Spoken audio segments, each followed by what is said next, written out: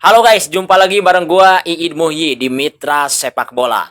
Di video kali ini di Minggu pagi, gua akan menemani kalian untuk mengulas hasil pertandingan dari Deltras FC menghadapi PSS Sleman.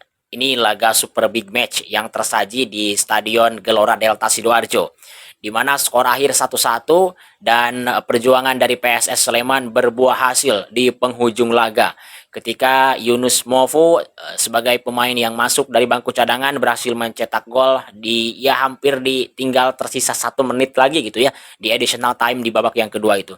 Dan permainannya luar biasa di babak pertama dan juga di babak yang kedua, banyak aksi-aksi menarik yang tentunya menarik juga untuk diulas. Nah, sebelum lebih jauh ke ulasan pertandingannya, jangan lupa teman-teman untuk subscribe dulu channel dari Mitra Sepak Bola dan juga jangan lupa kalian untuk berkomentar. Gua seneng banget kalau kalian komen ya. Jadi setiap kalian komen itu pasti gua balas kok. Karena gua seneng banget kalau kalian komen baik itu sekedar menyapa atau kalian memberikan pendapat ya bebas lah, yang penting komen-komen yang positif gitu ya. Sekali lagi gua seneng banget kalau kalian komen. Oke, lanjut kita ke pembahasan dari pertandingan ini, di mana Deltras dan juga PSS Sleman langsung menyajikan partai yang menarik sejak babak yang pertama. Deltras FC tentu saja tampil menyerang sebagai tim yang bermain di kandang dan motivasi tinggi tentunya untuk segera naik ke peringkat atas gitu ya. Dan berbuah hasil bagi Deltras FC dengan permainan menyerang dan mereka cetak gol di babak pertama lewat skema yang sangat cantik gitu ya.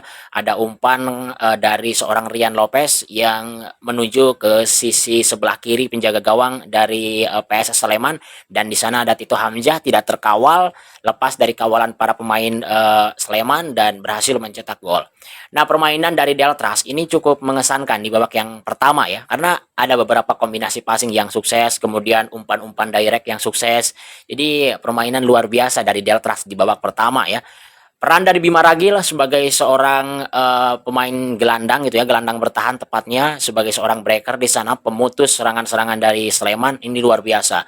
Bima Ragil berduel di tengah dan kerap kali memenangkan bola dari tengah, kemudian setelah dia dapat bola, distribusi bola ke depannya itu seringkali berhasil, dan memang umpan-umpan dari Bima Ragil ini akurat ya. Jadi sering sampai ke tujuannya gitu ya. Luar biasa ini permainan dari Bima Ragil sebagai seorang pemain yang ditugaskan untuk menjadi holding midfield gitu ya, menjaga kedalaman dan juga menyeimbangkan lini tengah. Di sisi lain, pemain yang tampil luar biasa untuk Deltras ada penjaga gawang mereka, Meka ya. Luar biasa ini penampilannya. Terlepas dari adanya 1 gol di menit akhir, tapi secara keseluruhan penampilan dari penjaga gawang 25 tahun ini, pemain yang lahir di Surabaya ini penampilannya luar biasa. Luar biasa penampilan dari seorang Meka ini. Nah, PSS Sleman di babak pertama bukan tanpa peluang. Mereka juga banyak menciptakan peluang, tapi ini beberapa kali terutama Injay yang sudah mendapatkan kesempatan terbuka di depan gawang dari Deltras gagal untuk mengkonversi peluangnya menjadi sebuah gol. Injay bukan 1 kali 2 kali mendapatkan peluang yang cukup terbuka, bahkan gua mencatat itu ada lebih dari 3 ya, atau 3 lah, minimal 3 ini Injay punya peluang. Tapi sayang Injay ini harus diasah lagi ini kemampuan untuk mencetak golnya. Nah, di pertandingan ini PSS Sleman bermain ofensif juga sejak babak pertama, banyak upaya-upaya dari sisi sayap terutama yang melalui Terence, melalui Rico, dan beberapa kali crossing juga. Dan menarik ini kalau saya lihat di data gitu ya, di statistik, ada total 24 crossing yang dilepaskan oleh PSS Sleman. Tapi yang sukses hanya 5. Jadi umpan-umpan crossing ini harus diperbaiki lagi. Nah, PSS Sleman di babak pertama memang memiliki PR yang cukup banyak gitu ya, selain dari jarak antar pemain yang cukup jauh sehingga minimnya kombinasi passing, dan untungnya di tengah mereka punya Dion ya untuk menghubungkan antar lini gitu ya. Dion ini tampil luar biasa dari untuk memindahkan bola dari sisi sayap kiri ke sisi sayap kanan, kemudian untuk melepaskan umpan-umpan panjang, untuk melepaskan progresi passing ke depan luar biasa. Dan Dion ini uh, pemain yang versatile ya, bukan hanya bisa bermain di tengah tetapi bisa bermain sebagai bek kanan, bisa juga bermain sebagai pemain sayap, dan penampilannya luar biasa di pertandingan ini. Kemudian di babak yang kedua, ini barulah pertandingan yang, mungkin paling menarik terjadi ya dari babak yang kedua ini. Di mana PSS Sleman langsung ambil inisiatif menyerang di awal babak yang kedua, ada beberapa pemain yang masuk juga ya, selain ada Jajang Mulyana yang masuk di babak pertama karena menggantikan Kleberson yang cedera. Kemudian di awal babak yang kedua, ini Junior Haki masuk dan ini menjadi laga yang, membuat Junior Haki ini penampilannya luar biasa.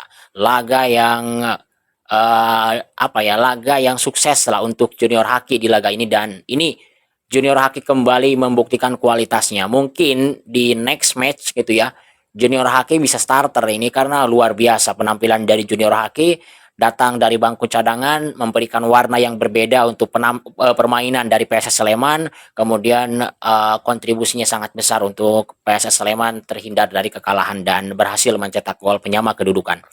Masuknya Junior Haki di babak yang kedua, banyak umpan-umpan dari Junior Haki yang sukses ke kotak penalti. Bahkan ada yang menjadi gol, yaitu golnya Tokantins tapi dianulir.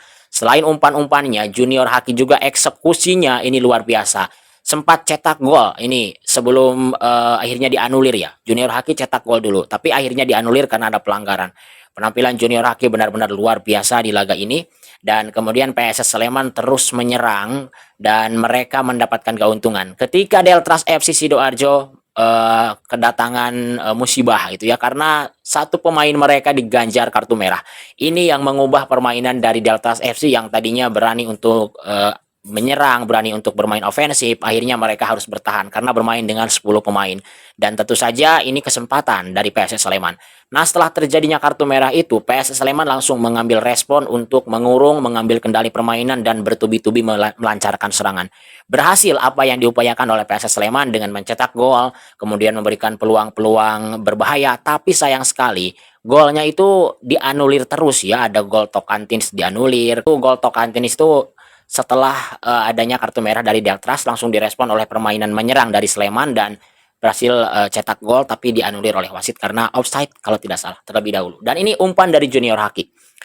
Jadi permainan dari PSS Sleman terus berkembang, terus apa ya mereka menunjukkan determinasinya gitu, menunjukkan spiritnya luar biasa permainan dari Sleman dan Deltras FC benar-benar bermain bertahan tetapi ketika mereka bermain bertahan mereka itu kan berarti mengandalkan serangan balik ya. Nah, serangan balik yang mereka bangun itu ada yang berbuah gol ketika Neville Tenggeg masuk dan adanya serangan balik dari pemain Deltras, Neville Tenggeg cetak gol tapi sayang sekali kembali dianulir karena offside terlebih dahulu. Jadi, meskipun bermain bertahan dengan 10 pemain, permainan dari Deltras ini ketika mereka punya kesempatan menyerang, ini mereka berhasil menyelesaikannya dengan baik meskipun sayang sekali memang sebelumnya ada offside terlebih dahulu. Tapi terlepas dari itu, skemanya sudah sangat baik. Nah, PSS Sleman juga tidak mau kalah dengan Deltras FC. Ketika Deltras diganjar kartu merah pemainnya, PSS Sleman pun ikutan itu. Ada satu pemain yang mendapatkan kartu kuning kedua, yaitu Salman Alfarid karena ada gerakan yang menghalangi serangan yang akan ditujukan ke pertahanan dari Sleman ini.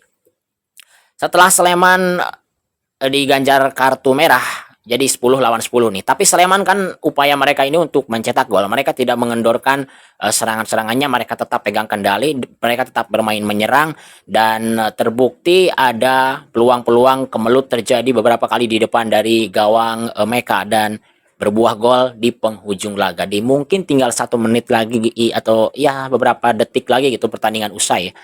Golnya dicetak oleh Yunus Mofu yang kembali menyelamatkan PSS Sleman sang super sub ini. Kemudian proses golnya ini diawali dari Junior Haki. Preasis dari Junior Haki yang mengirimkan umpan ke tiang jauh disambut oleh Terence Puhiri dan Terence Puhiri mengirimkan umpan ke depan mulut gawang disambut oleh sundulan Irfan Mopu. Nah, ini ada keputusan mungkin yang kurang tepat dari penjaga gawang Deltras ya. Meka yang sudah tampil luar biasa sejak babak pertama tapi adanya satu keputusan yang kurang tepat berbuah gol penyama kedudukan.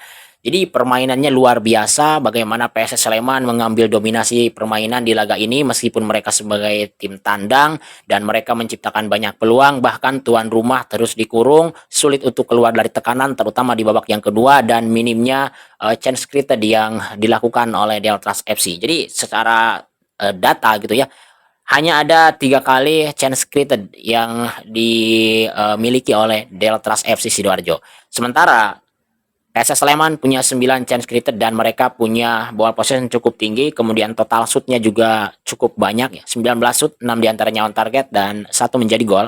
Deltras hanya melakukan 6 kali percobaan tendangan dan 4 diantaranya on target, memang cukup efektif dengan adanya 1 gol. Tapi sebagai tim kandang tentu saja permainan seperti ini bukan yang diharapkan ya. Tentunya publik dari Deltras FC ini mengharapkan adanya 3 poin penuh di laga kandang dan juga mungkin dengan permainan yang lebih agresif gitu. Tapi sayang sekali dengan adanya 1 pemain yang terkena kartu merah, ini membuat Deltras FC mau tidak mau harus bermain bertahan dan Deltras FC akhirnya tidak bisa keluar dari tekanan PSS Sleman terutama di babak yang kedua ketika mereka sudah bermain dengan 10 pemain. Ya, hasil ini membuat PSS Sleman kini tergeser peringkatnya di peringkat kedua karena Baritonya menang 3-0 menghadapi Persipal Palu dan Barito kini punya 28 poin. Sementara PSS Slemannya 27 poin dan di bawahnya ada Persipura Jayapura dengan 23 poin. Kendal Tornado berhasil menggeser Deltras FC dan kini punya 20 poin di peringkat keempat, sementara Deltrasnya turun ke peringkat ke berapa? Ke-6 kalau tidak salah ya, atau kelima. Pokoknya Deltras FC turun jauh di peringkat di grup timur putaran kedua ini. Dan mungkin Deltras akan coba bangkit ya di pekan berikutnya. Dan kalau tidak salah ini berarti kita nunggu 1 bulan lagi ini untuk kembali menonton Pegadaian Championship ya. Oke, itu dia untuk review dari pertandingan pekan ke-12 antara Deltras FC menghadapi PSS Sleman di laga Super Big Match yang digelar di Stadion Gelora Delta Sidoarjo, Jawa Timur. Terima kasih telah menonton video ini. Gua Igid Muhyi. Sampai jumpa di video berikutnya.